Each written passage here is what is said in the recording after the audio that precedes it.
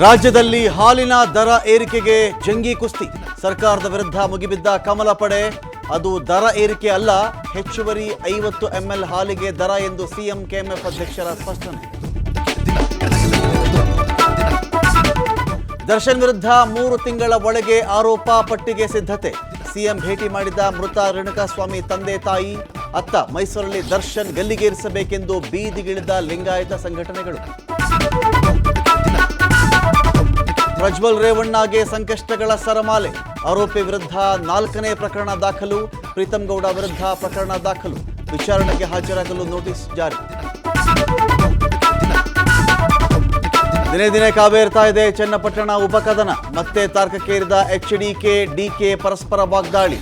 ನಾನು ನಿಮಗಿಂತ 10 ವರ್ಷ ಮೊದಲೇ ಚುನಾವಣೆಗೆ ನಿಂತವನೆಂದ ಡಿಸಿಎಂ.